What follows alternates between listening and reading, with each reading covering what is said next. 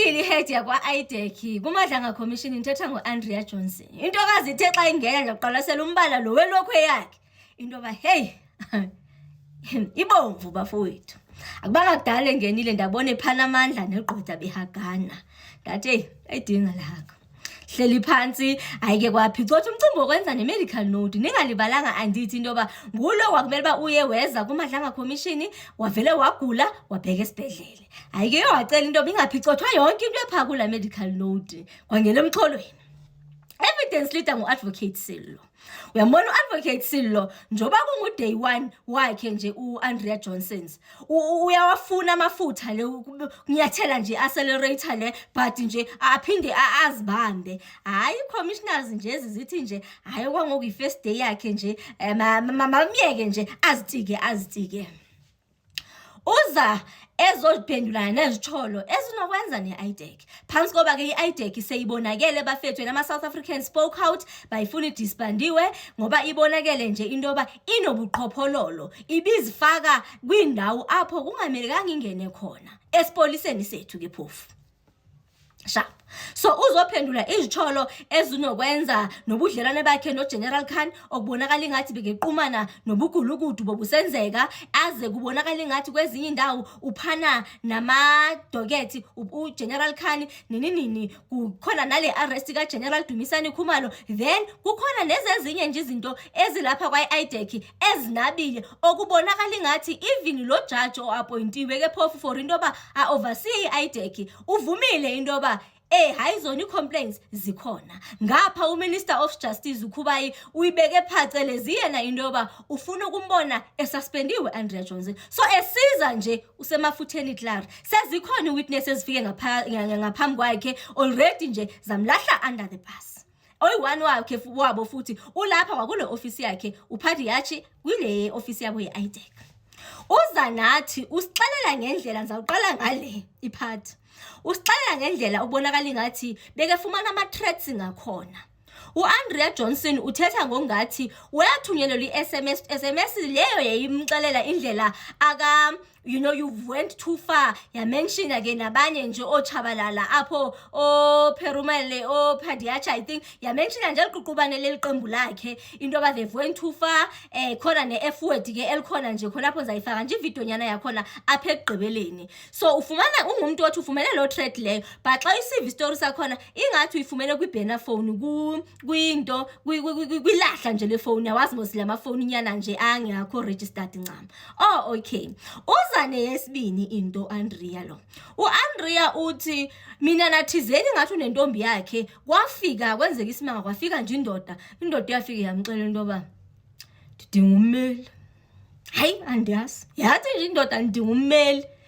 Uthi wasabela uba uthini u-Andrea Johnsons lona wayithetha ke nge-English into yoba I need a lawyer but ke ngathi lo mntu lo waye wahamba and then ngoba yena watsho nje uzame u-explaina nje le ndawo akahlala kuyo wahamba nje buqelelana nje wambona ethatha ifoni. So according to yena ufuna ukuyithetha nje ngongathi lo mntu lona futhi nje wayethetha isizulu nje ingathi ngumuntu nje wayenyamba wayezomrhohisa phansi koba ke engumuntu lona othi yena unezinto kuhambe rhohisa unezi-threats akajongene nazo. Phansi koba ke phofu naleya nto wathi wapha uGeneral Nhlanhla Mkhwanazi wathi khona we are facing war and kubonakala ngathi igazi lizawuchitheka kuba ayikho into eyenzakala nale uyibiza ngoba yi-threat. So uthethe into ezifana nezo. Ungena ke ngokwapha emxholweni kule arrest kaGeneral Dumisani Khumalo into yoba namambelana uGeneral Dumisani Khumalo kwenzekani nibabambeleni phofu. According to yena ufuna ukuyithetha ngongathi yi-referral leyana section 27 ye-referral apho wa-referwa khona oFadel Adams nguFadel Adams plus uMinister Senzo Mchunu. But where it gets interesting is the fact yoba kuthiwa uPaul Solomon wafika kwamadlanga commission wafike wathi ungomnye wabantu abasenda la referral meaning silindele ukuva into obuzathi ngabantu abayi-3 but for some reason umkhiphile uPaul Solomon ubalele 2 xa kabala le 2 wenza ngongathi akayibeka ngaphambili usebenze phezu kwe-referral ekaFadel Adams. But xa kuthetheka kuvakala ingathi i-referral eyafika kuqala yayisuka kwi-office kaMinister Senzo Mchunu, and then ke ngoku lapho sokufuna khona inoba ama-affidavit sokungena uFaidel Adams, but yena ngoku ufuna ukuyithetha ngathi ize nge-member of parliament enguFaidel Adams. Uba kungani still efuna ukukhipha uMinister Senzo Mchunu kulento asiyazi. Ne-letters zakhona uyabona nje into yoba uthi ayakazazi uzazijonga istory sakhona nje bafethu yinto engaphatheki. But nje according to yena they worked on i-referral abayifumana kubani kuFaidel Adams. But i-commissioners zizisile into ethi anikwazi kaloku ukuthi eyokuqala yasuka phi kwi-ofisi kaMinister Senzo Mchunu. Hayi babazile nje nayo nje zaze sayifunda futhi nemidana yakhona. Shapu ke all in all uvumile nje lanto leyana kubonakala nje ba inobuqhophololo. Uphuma apho ke ngoku kungena kule arrest ngendlela abathi bam-arresta ngayo. Bafethu uGeneral Dumisani Khumalo wamelwe ePort uma makalende. Then xa ke lenda kwayishow wabukiswa ngaye. Ngabani wabona ebotshwa uGeneral Dumisani Khumalo. Hayi nemedia yayikhona khonapho, but yena uyiveza ngokungathi hayi waphiwa isithunzi zangahumiliatwe waxelelwa and then wabanjwa naxebanjwa naxesendleleni khonapho wancanwa khona wafuna into yokusela bangena bathenga into yokusela waze ufuthe as a result indlela wayephethe kahle ngakhona uGeneral Dumisani Khumalo baze wangathi wabonga nokubonga ubonga bani ubonga apha. Bafowethu ufuna uyithetha nje isimanga ngathi sinjalo phansi kokuba thina sazi lesiyaziyo ngapha ka futhi the very same endo Andrea Johnson ebefuna ungathi kulahlela ibhaki kwi-team unegama kalisebenzisa ingathi no we working as a team kubani owenze lento yi-team ngoba engathi akafuni upointa iminwe ncami into yoba mna ndingu-Andrea Johnson ndidlale i-role enje wena ungufez wenze le omnye wenze leya nalo wenze leya according to ufuna nje ukudlala into enjalo but nje hayi zizixelele into yobi-commissioners sizampressa lona nguphathwani wethu lona. So nje basically la arrest beze nayo kahle phofu khona pho etsho khona wathi ela xesha wayekwe-appear ku-ad hoc committee ne wayesayafoma iphathi yezi-investigations zabantu be-crime intelligence but ke kambeni kwethuba uGalakatshane unobuthe xa ke-realize into yoba ingathi amanzi ayingena endlini wafuna ukuzikhupha. Seke sazi into yoba kuzamele into bazophendula apha kuMadlanga Commission wafuna ukuzikhupha boso kuleyithi ke ngokwelo xesha elo. But nje kukhona apha evuma khona futhi azatsho athi kwezinye zezinto there were no factual facts ezenze into yoba kufikelele kwesasigaba ngendlela abathi bayenza ngayo. Siphume bafethu siyaleqa. Singena kumsigaba sesibini kubudlelwane bakhe noGeneral Khan. Ubudlelwane bakhe noGeneral Khan uyabuvuma bafowethu. Ebuvuma nje uvuma uze unezinto akazithethayo apho esithi khona babe attenda even ama-birthday parties.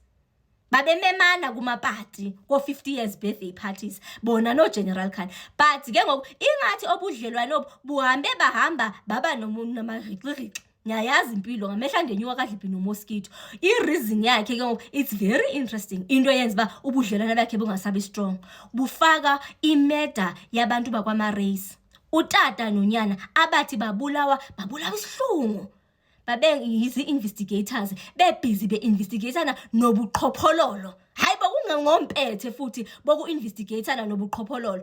So uthi yena after ke ngokuze imember yefamily eyaba ne-conversation naye engu-Andrea after izinto akaziva yamenza loo nto into yoba azame ukuzimuncula apha kuGeneral Khan phantsi koba uGeneral Khan kunamahimhim allegedly ingathi ikhona into akayidlala ku-indimanyana emlinkayo kula meda yefamily yakwaMarray namhlanje ke phofu engeka-solve icase yakhona uba mshikashika mni akawudlala asiwazi. So zikhona mose ezinye izithole bese sizivile ezifaka yena abani u-Andrea Johnson lona bafethu mose sikoba ubudlelwane buka-Andrea Johnson noGeneral Khan kube khona nalapha kunezitholo ngokungathi u-Andrea Johnson lona usherelane ne-information yedoketi kuGeneral Khan i-information em-implicateayo uGeneral Khan.